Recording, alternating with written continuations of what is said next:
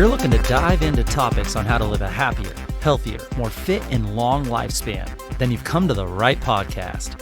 Livin the Dream with me, Coach Damian Evans. Together, we will explore the topics on all things health, fitness, and wellness. Together, we will be lifelong learners on this journey to living the ultimate dream. What up, Dream Team? Coach D here, coming at you with another growth MINIsode. This will be a bite-sized episode with the goal of setting a growth-minded intention and focus for the upcoming week. Each MINIsode is going to offer a quote that encapsulates the theme of the week. And after the quote, we're going to dive into a weekly focus, something small that we can concentrate on for the following 7 days. As well as we're going to touch on a physical activity and a nutritional tip that will better assist us in working towards a more healthy and optimal way of living our own dream life.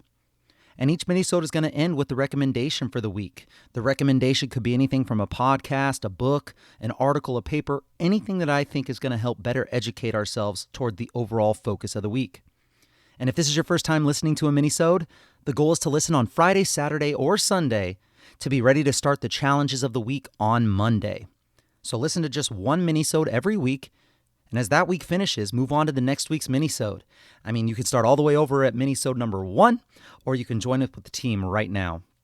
These MINIsodes will only be as beneficial to you as you're willing to make them. So if you're playing along with the weekly focuses or the physical activity and nutrition tips, it'll help you be much more successful to do this with someone in your life. So grab an accountability buddy and share on your social media platforms the challenges of the week. You never know who is going to be quietly watching and rooting for you. And you never know whose life you will truly inspire just by sharing your journey, both the challenges and the successes. You're going to be far more likely with a support system and a social network to be successful. Get someone that's chasing similar fitness goals as you and do this with them.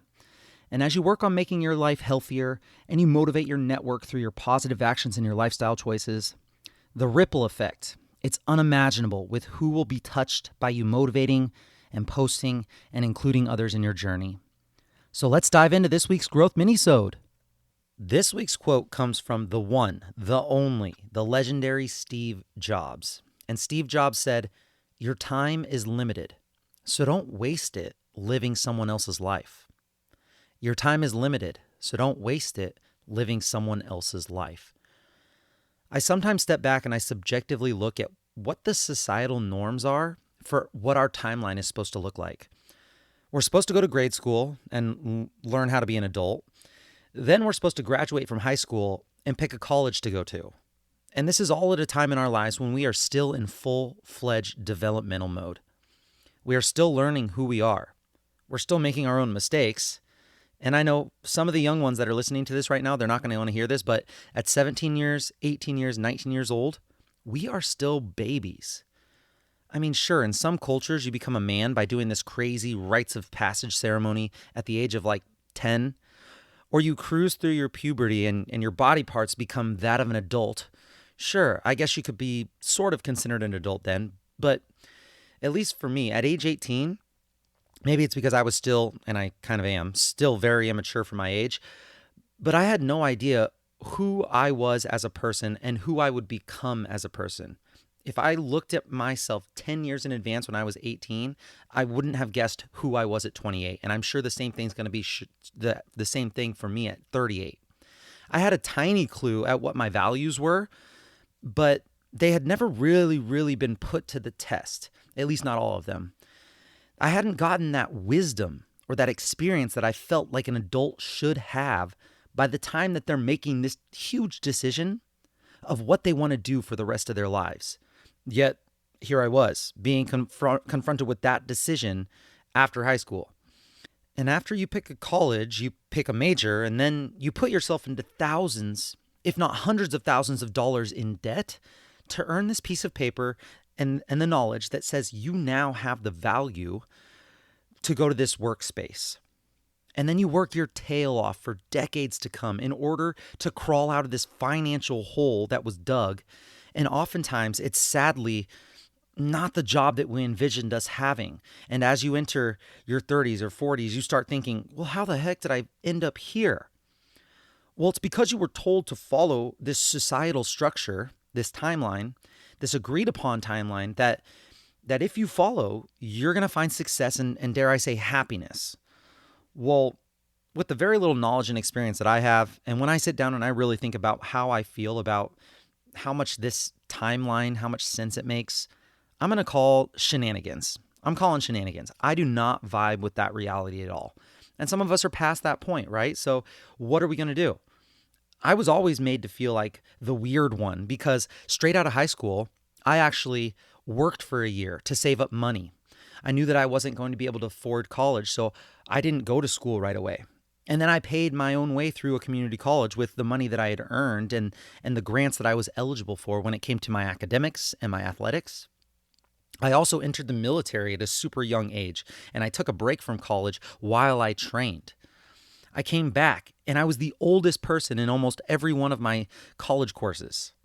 When I told people that I was 25 years old and I'm still in college and that I had changed my major 4 times and that I was planning on staying in college as long as I possibly could, as long as I was financially able to pay for it, I had people kind of raise an eyebrow at me and usually they replied with some sort of phrase like, "That's very interesting." And you know what that means when people say that. Yet I left 7 years of school with all the knowledge that I wanted to have. I mean, always have more, but I left that 7 years of college with some serious knowledge and with zero debt. I chased a passion rather than chasing the money. I decided that I wanted to help people with fitness and in health, even though I knew that I probably would end up making $50,000 a year if I was really good. I took a path that most people don't recommend and that society says it's not the smartest route to take. And I'm so happy that I did it. I'm so proud that I didn't follow what everyone said that I had to do. And every time I said that I was going to do this and go this direction, they were like, "Are you sure you don't want to do what everyone else does and do this?" I didn't do those things just because everybody else did and was supposed to do those things. And while I completely understand that most of us, we now have responsibilities with our families, our friends, our jobs, whatever else it is that we have in our lives that mean the most to us, we have these responsibilities. However, I just can't understand when people talk to me and they say that day after day they're just begging for a Friday. Like they just can't wait. They're crushed that it's Monday and they're counting down the days until the next weekend. And then for what? To have a couple of days of break from torture only to have full dismay on Sunday afternoon that tomorrow is the next work week? I don't feel like that's the best way that we can be living our lives. Your time is limited. So don't waste it living someone else's life, someone else's timeline, someone else's dream. You're not stuck. That does not have to be your destiny until the days of retirement if you don't want it to be. It's my goal to live every single one of my days creating something that means something to me, just even if it's little, just creating something. It's my goal that every day that I make someone else's day just a little bit better just by having come into contact with me. That's my goal. It's my goal that every day I feel like I have served a positive purpose to the people around me, to the community that I live in, or even just to the earth that I live on. It's my goal to finish every single day being grateful that I have lived my day in a way that I'm proud of and that fulfills me. And not every day is going to be perfect and not every day is going to be sunshine and rainbows. But if every day you set yourself up to hit one of those goals, if whatever those goals may be for you, those are mine, and I make sure that I hit at least one of those, if not all of them, that fulfills me. I've done the jobs where I dread going in every single day, and I work my tail off and I make really good money, and then I just do it over and over and over again like Groundhog's Day, only to celebrate the weekends and to curse Sunday nights. I'm not going to go back to that. I hate it. I've seen the poorest of the poor, and they seem so happy and so fulfilled with their lives sometimes. And then I've heard and talked to some of the most wealthy people that I've ever known, and they're sometimes the most depressed and unfulfilled. Money, fame, status, it's all fleeting, and at the end of the day, you're gonna leave it behind. Yes, we all want those opportunities to be comfortable, to be safe, to just enjoy life. But this is your journey and you only get one shot. If you spend 360 days of your year hating life and 5 days on vacation, just dreading when you're going to have to go back, like I do not feel that that's the way to live. This is your journey. You get one shot. Your time is limited, so don't waste it living someone else's life. Find what fills your cup. Find what makes you a better person in the categories that you care about and that you think are important. Find what actions and daily routines help you and the people around you live lives worth living. Let's live lives that we celebrate Mondays and Tuesdays and weekends all the same. Now that sounds like living the dream to me. So in order for us to obtain this week's weekly focus is, if time, money, place was not a consideration, what would you do with your time? If time, money, place was not a consideration, what would you do with your time? Make a list of 10 things that you would love to do with your time and do at least one thing on that list this week. Continue to refine your list. Continue to do one thing on your list for each of the following months after this. It doesn't have to be weekly, but at least once a month, you're knocking something off of that list. If you're not able to do one single thing on your list, ask yourself, why not?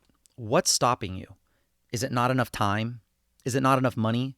Is it too physically demanding? Do you not have the connections to attempt it? Okay, well then pick the most simple thing on your list that you can do with your time on your wish list and make a list of things that you need to do to overcome the limitations that don't allow you to do it. Make a list of the things that you need to overcome in order for you to be able to complete this. If time is always your limiting factor, maybe you need to figure out what types of scheduling experts you can follow to help give you ideas on how to organize and stack your day to become more efficient. How to plan your year so that you can accomplish your musts and you can get to throw in some of your wants. I mean, on the internet, guys, there is someone out there that is the best in the world at whatever you suck at. And there's someone out there who is offering up free content on how to become an expert at what you struggle with the most. It's at your fingertips. It's ready for you when you're ready to invest the time in learning. Do it for yourself. If you're the person that I'm talking to that hates Mondays, that dreads going to work, that sits in your car before you go to your job and you just sit there for 10 minutes trying to collect yourself, do this for the people you love and do it for you. When you're fulfilled and your cup is full, it starts spilling over into the lives of people around you and to the people that you love the most. So make a list, check off one thing on that list this week at least, and make sure that you keep working on this list and you keep checking things off at least monthly after this week. I'm here for you if you want to bounce ideas off me, or if you just want to verbally talk things through with someone. I'm here, always. Reach out. Moving on to this week's physical activity tip. This week, hack your environment for success. Hack your environment for success. Set up your home, your office, your workspace, whatever, in a way that inspires movement. Put a pull-up bar in the doorway, and each time you walk through it, you have to bust out some reps or you have to do some timed dead hangs. Place an ab wheel in your hallway, and every time you go through that hallway during your breaks, do some reps. Put a squat area in your workspace, and every hour, drop it like it's hot. I put a super comfy rug in my living room so that if I ever find myself watching NBA playoffs, or if I ever find myself going the next Netflix route, which I really don't like doing, but if I'm going to do it, I don't sit on my couch in the same position that I sit at my desk or in my car all day. I lay on the ground like a weirdo, and I stretch, and I lay in weird positions, and I listen to my body. And if I feel like I'm tight in a certain movement, I push into it a little bit. I try to find why I'm tight in this area and why I can't do this movement that I was able to do just a week before. And I do it all while doing something like watching TV. So hack your environment. Where can you move more? Where can you tune into your body more? Get creative. You could even put little colored stickers around your house, maybe on your fridge, on your mirror, on your doorknob. And every time you see that sticker, it could represent a movement that you have to do, like a set of push-ups or lunges or stretches for posture, or something that you personally would love to work on, but you never really invest the time in doing it. We've gone over this so many, many times, how it's the small daily lifestyle changes and the tiny, sometimes insignificant seeming habits that compound over time to make huge, huge progress. I mean, yes, you could time out or you could put time away for a 1 hour posture stretching session every Monday. Every Monday, do 60 minutes of posture stretching. But that's going to have far less benefits than that if you did 5 minutes of posture stretching twice a day, every day, for months. You're going to be blown away. Just hack your environment. If you need any ideas, let me know. If you have any good ideas, make sure you share with me, of course, and then also share with your network. You can never share too many cool tips like that because you're going to impact someone's life. Even if they know what you did and they've done it before, maybe it'll spark their brain to go somewhere that they haven't gone before. Maybe it'll rekindle that desire to want to improve, and they start something that they never were going to start. Just do it. Post it, share, and see what happens. Moving on to this week's nutrition tip. Well, last week, instead of offering a physical activity tip, we offered a challenge, and it was so well received that this week, instead of doing a nutrition tip, we're going to do a nutrition challenge. So same thing as last week with the physical activity tip, but this week it's going to be with your nutrition. Every day this week, I challenge you to eat and share an extra serving of a unique vegetable recipe. Just one serving more than you usually eat. So for me, I don't eat vegetables almost ever. I know it's a part of my diet that I definitely should be adding variety into. So I am challenging myself, and of course you, to eat one extra serving of vegetables. And here's the deal. The deal is vegetables are gross. I'm sorry. I know. I'm going to offend some people here, but hear me out.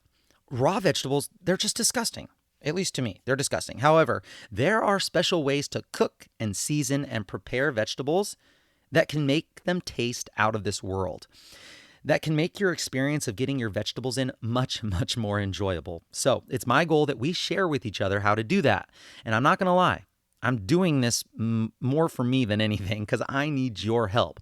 So do you have a special vegetable plate that's your go-to? Share it with me. Share it with your people.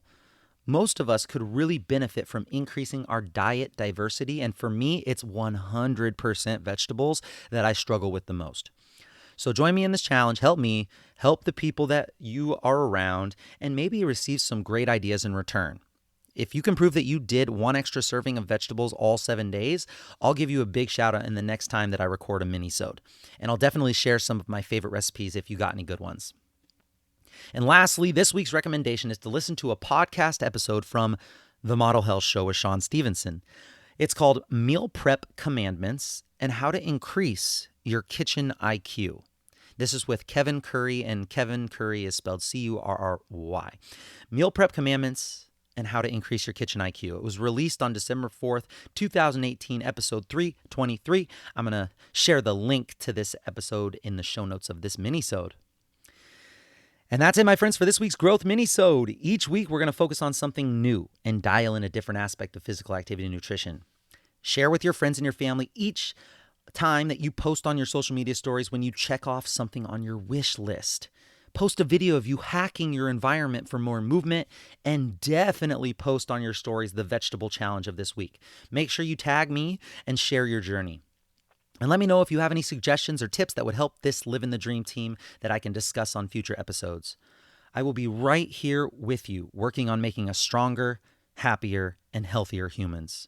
Until next time, friends, keep living the dream.